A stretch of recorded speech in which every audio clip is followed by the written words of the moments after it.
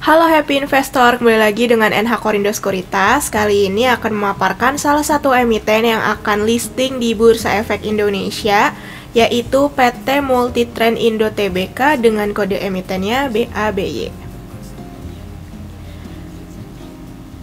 Profil dari perusahaan ini, PT Multitrend Indo merupakan perusahaan yang bergerak di bidang penjualan retail fashion dan aksesoris bayi dan remaja awal yang memulai operasi di tahun 2005, yang mana di bawah naungan PT Kanmo Retail Indo, sebuah perusahaan yang bergerak di bisnis retail fashion dan aksesoris wanita premium.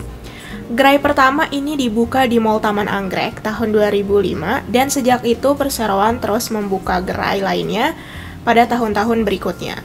Tahun 2009, perseroan memperkenalkan Ginger Snaps, toko pakaian anak yang berasal dari Filipina.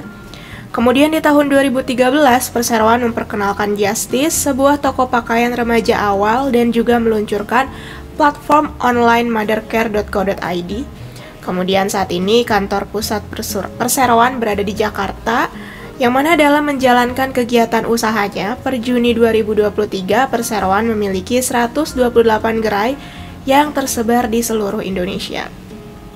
Nah, sebagai perusahaan retail pakaian bayi dan anak terkemuka, perseroan bergerak di 3 bidang utama, yaitu retail offline, yang mana perseroan ini bertindak sebagai pemegang lisensi eksklusif Indonesia untuk merek global bayi dan anak-anak seperti Mothercare, ELC, Ginger Snaps, Justice, dan Willio.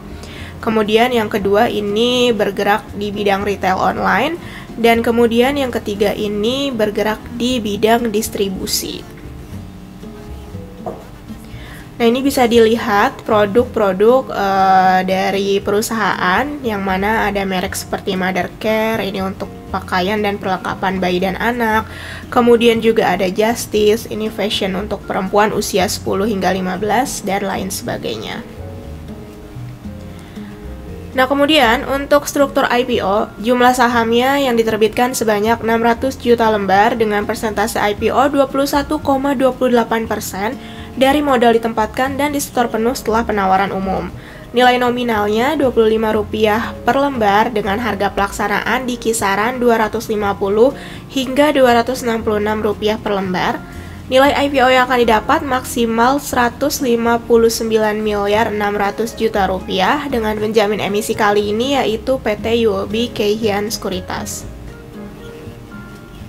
Nah, kemudian untuk jadwal IPO, masa penawaran awal yaitu 14 hingga 22 Agustus, tanggal efektifnya 29 Agustus, masa penawaran umumnya 31 Agustus hingga 5 September, tanggal pencatahan 5 September, tanggal distribusi saham 6 September, dan tanggal pencatatan di Bursa Efek Indonesia yaitu 7 September. Kemudian, dana hasil IPO ini akan digunakan oleh emiten secara rinci 18% untuk pengembangan usaha dalam bentuk belanja modal, kemudian 82% digunakan untuk pengembangan usaha dalam bentuk modal kerja, yaitu pembiayaan kebutuhan operasional sehari-hari, antara lain namun tidak terbatas untuk pembelian persediaan, pembayaran gaji karyawan, periklanan, pembiayaan kegiatan operasional, dan lain-lain.